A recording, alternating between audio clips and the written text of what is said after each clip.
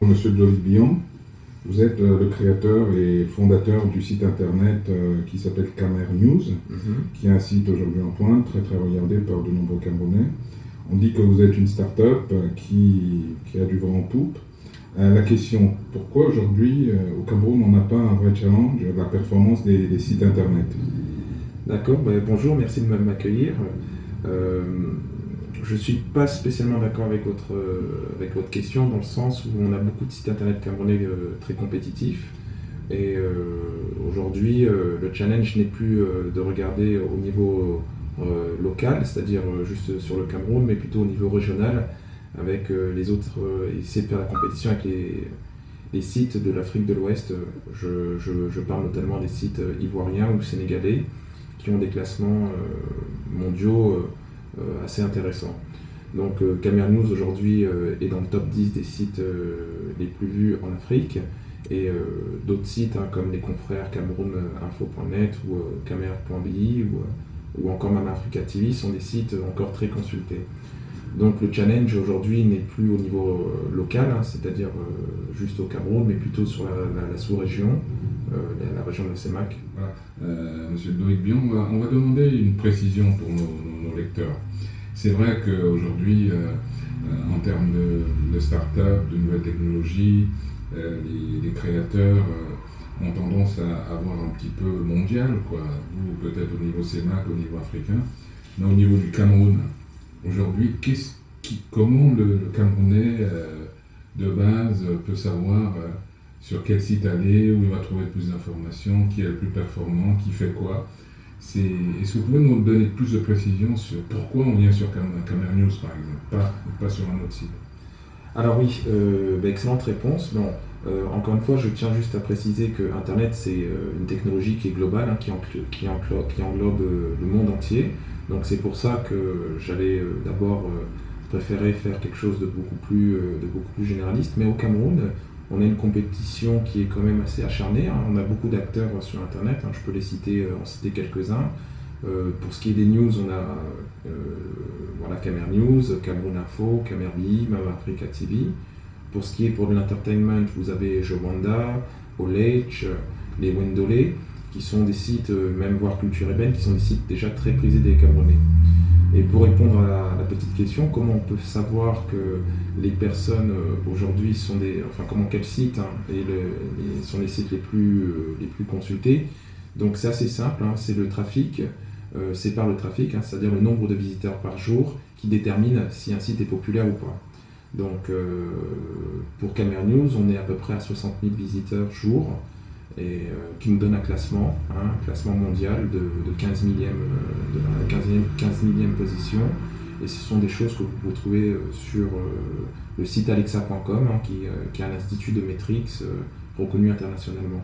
Beaucoup du Cameroun, on ne voit pas sur place tous ces génies qui développent des sites, encadrer des jeunes, vous voyez, un genre de petite Silicon Valley camerounaise quelque part. Est-ce que vous avez des projets, vous pensez faire quelque chose autour de ce concept?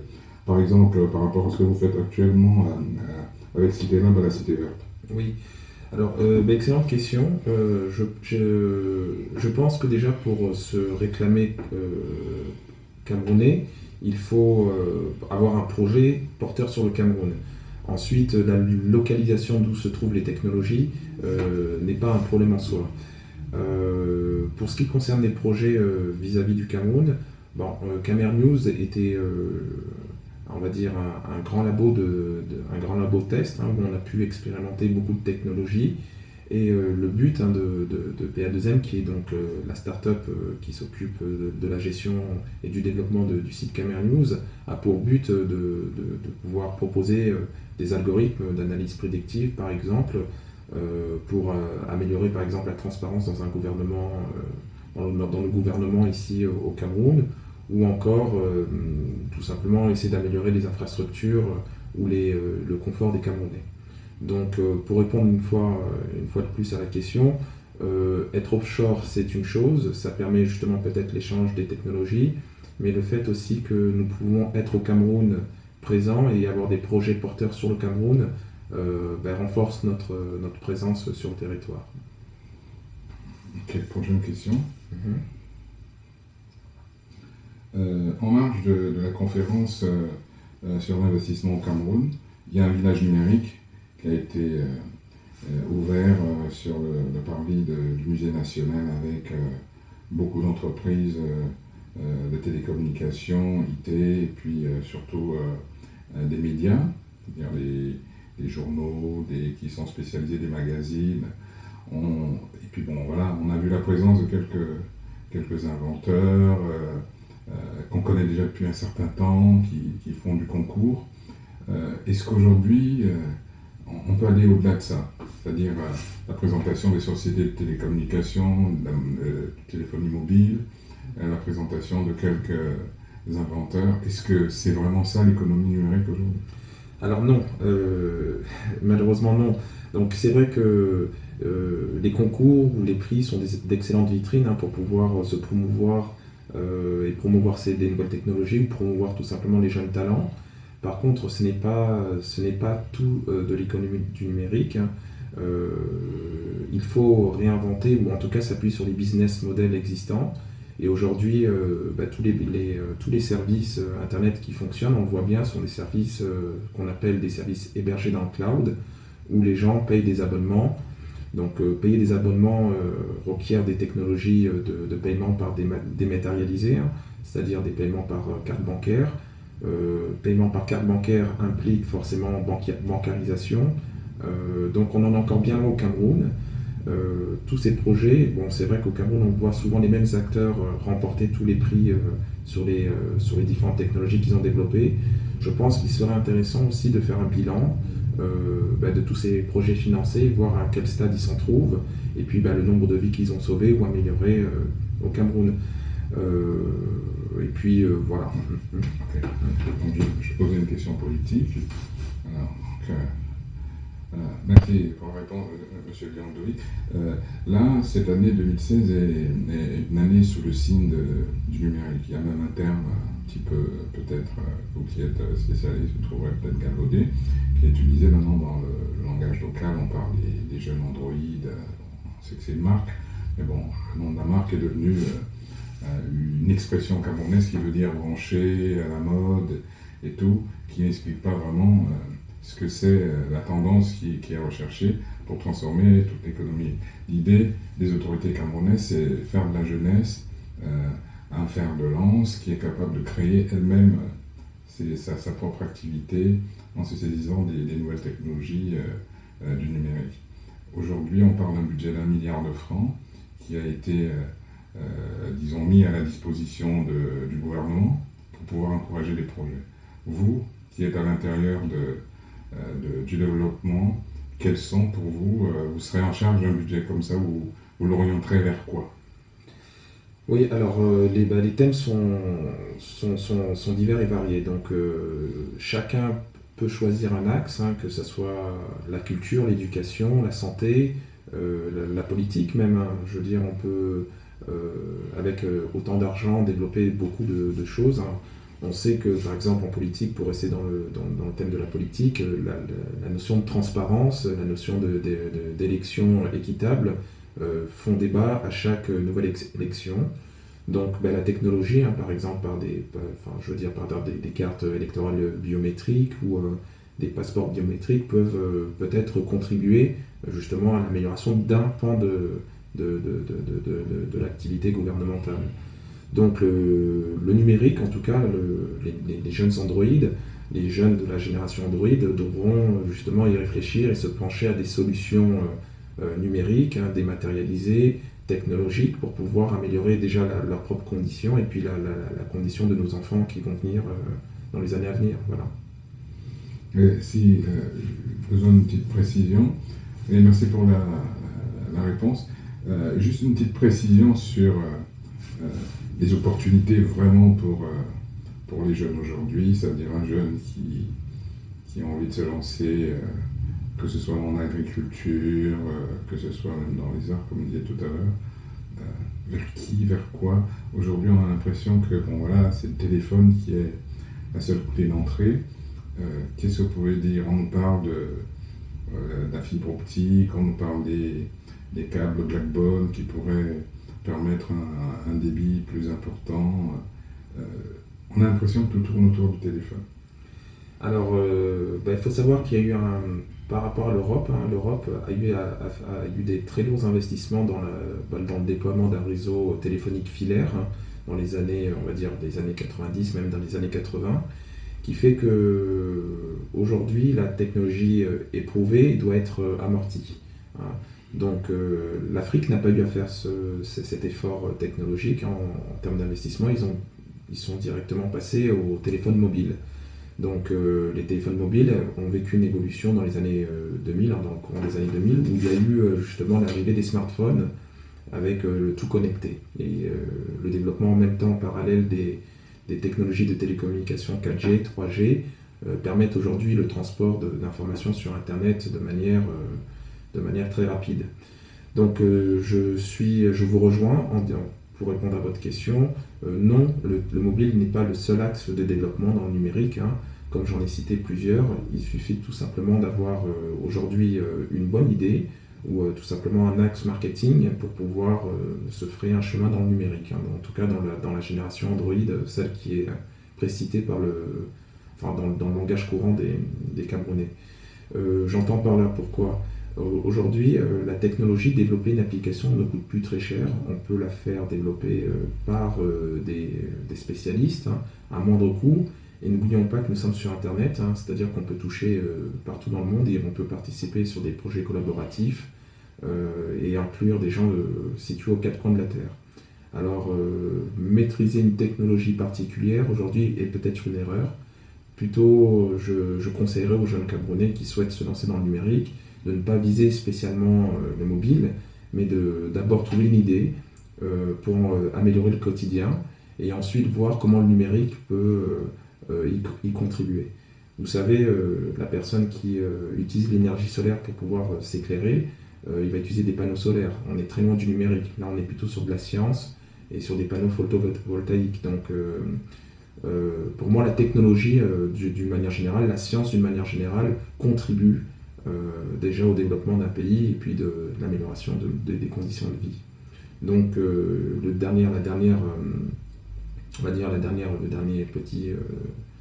la chose que j'aimerais souligner, c'est plutôt les sciences en général, les sciences dures, je dirais les mathématiques, la physique, la chimie par exemple, sont aussi des axes à prendre et à inciter nos jeunes à utiliser, puisque l'informatique devient peu chère et les compétences techniques très accessibles à tout le monde. Citer l'Ab et citer les nouvelles, un journal qui est résolument axé sur la promotion des nouvelles idées, de la nouvelle économie. Nouvelle économie ne veut pas forcément dire tout réinventer. On peut très bien avoir aussi l'ancienne économie qui est apportée par les nouvelles technologies, comme vous l'avez dit tout à l'heure. Maintenant, la question aujourd'hui, c'est l'accès à l'information. Vous avez Camer News. Bon, on est dans l'information générale globale. À quand des choses qui seront plus orientées vers l'accompagnement des jeunes pour vraiment la mise en place de projets? À quand? Alors, j'aimerais justement pouvoir m'asseoir aussi aux tables avec les personnes qui en discutent. Malheureusement, nous ne sommes pas toujours invités, nous, les jeunes Camerounais, en tout cas les jeunes qui tentons de développer le secteur de l'économie numérique, aux discussions avec les dirigeants de nos pays. Donc peut-être déjà par commencer à inclure dans les gouvernements, peut-être, pas spécialement rajeunir le gouvernement, mais peut-être dans les différents ministères, inclure des gens avec une nouvelle vision. Et puis je vois là, par exemple, beaucoup de jeunes au Cameroun, je pense, qui ont une bonne appréhension du secteur de l'économie numérique pour pouvoir venir moderniser les institutions qui se veut aujourd'hui de plus en plus vieillissantes. Il y a pas mal de choses qui sont en place à l'heure actuelle. On a des régulations pour l'enregistrement des sociétés, on a aussi la numérisation qui concerne les services de douane. On a comme ça quelques poches d'administration qui résolument sont en train de faire peau neuve. Et puis même au niveau des universités, il y a des inscriptions qui vont se faire en ligne, on a des sociétés qui commencent à faire la vente par correspondance. À votre avis, où se trouve encore aujourd'hui le saut qualitatif pour que, disons, même s'ils sont jeunes ou moins jeunes, les Camerounais puissent se dire, bon voilà, il faut qu'on puisse monter dans le train de la modernité. Mais déjà, une statistique qui est assez intéressante de savoir, c'est que 50% de la population camerounaise a moins de 30 ans. Donc 50% de ces gens sont des gens très connectés et qui sont connectés pas que sur le Cameroun mais sur l'extérieur. Donc ils ont des éléments de comparaison qui sont assez importants. Pour pouvoir faire un saut dans la modernité, je pense encore une fois qu'il faut rafraîchir un peu nos institutions et progressivement, comme certains acteurs le font, hein, comme les douanes ou certaines universités, commencer à numériser, donc à dématérialiser certaines activités et prendre exemple sur aussi ce que font de bien dans d'autres pays. Caméra News aujourd'hui emploie combien de Camerounais? Directement ou indirectement, bien sûr. Alors aujourd'hui, Caméra News a un business model très précis, hein, que j'avais déjà stipulé dans une autre de mes interviews. Le but de Caméra News est surtout de générer un trafic important pour pouvoir faire des gains sur des revenus publicitaires. Donc Caméra News est une entreprise purement informatique, hein, en tout cas c'est un produit purement informatique qui emploie essentiellement des informaticiens et des community managers. Alors combien de Camerounais? Très peu, car Caméra News fonctionne quasi en autonomie grâce à ses algorithmes et on va dire sa technologie. Alors, le réseau de correspondants informatiques, community managers, pour qu'ils soient plus importants, à la limite qu'ils soient indépendants, ne pourrait pas être un thème pour vous, pour amener des jeunes Camerounais à s'essayer, comme on dit souvent, dans ces pistes-là, parce que bon, si on a des jeunes qui sont très accros à Facebook, qui pourraient se décrocher de là et puis faire peut-être des posts sur des sites, apporter de l'information communautaire, de l'activité journalière, des écoles, des universités, on n'aurait pas une certaine forme de richesse d'information? Alors, il y a deux axes. Chacun, quand il commence son site ou son blog ou sa page Facebook, par exemple, il se donne une orientation. Et j'incite vraiment à chaque fois aux personnes qui souhaitent se lancer dans l'aventure d'avoir vraiment un axe sur lequel ils comptent se développer. Il est clair que Caméra News, sa première vocation a été a été un produit informatique, hein, donc c'est pour ça c'est un agrégateur, le premier agrégateur camerounais, le site le plus visité au Cameroun, parce qu'il y a une ingénierie informatique qui est derrière.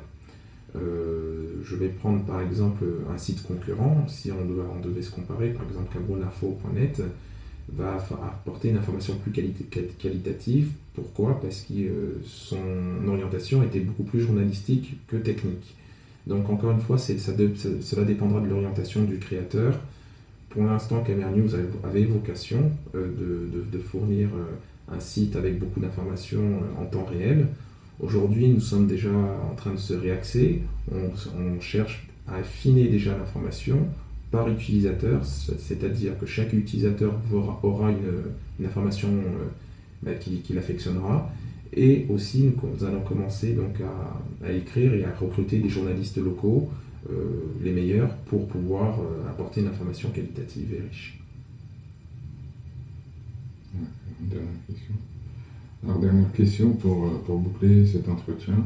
Vous avez dit tout à l'heure que vous aviez un modèle économique qui était basé sur une entreprise purement informatique, robotisée, avec quelques informaticiens qui la piloteraient. Est-ce que pour les pays en voie de développement où main-d'œuvre abondante ne trouve pas des emplois, ce saut vers l'automatisation complète, c'est pas déjà une mauvaise nouvelle pour l'emploi des jeunes qui attendent beaucoup du numérique? Clairement, c'est pour ça que il ne faut pas rêver. Hein. Le numérique est peut-être créatrice d'emplois, mais elle est aussi destructrice, hein. Il faut en être conscient. Elle est surtout, pour l'instant, destructrice d'emplois, hein. Les créations d'emplois à travers le numérique sont sur des niches. On n'a pas encore vu d'économie, enfin de technologie faire des recrutements massifs. Par contre, le numérique a l'avantage de créer de l'emploi à travers les services qu'elle propose. Je prends par exemple, pour donner juste un exemple, la gestion par exemple de Uber qui a créé de l'emploi sur leur flotte de taxis. Donc beaucoup de personnes ont pu trouver du travail. Donc j'exhorte Uber à s'installer au Cameroun comme il l'a fait au Maroc, au Nigeria, pour pouvoir fournir un service de taxi peut-être d'une meilleure qualité que celui qu'on a actuellement. Donc c'est plutôt de manière indirecte que les emplois sont créés grâce à l'économie du numérique, mais pas dans la technologie en tant que telle. Toujours dans cet ordre d'idée, il y a tout à l'heure que votre modèle économique était de développer un flux qui permettrait d'assurer un trafic important pour exposer votre site à des fenêtres qui pourraient intéresser les annonceurs pour développer leur communication. Ce qui veut dire qu'au Cameroun aujourd'hui, il y a des annonceurs qui ont compris l'intérêt de passer leur message par des sites internet. Oui. Alors oui, bien sûr, il y a des annonceurs, et puis pas que des annonceurs, hein. Toute personne souhaitant faire sa promotion. Aujourd'hui, il paraît inconcevable de ne pas avoir une page Facebook pour n'importe quelle entreprise.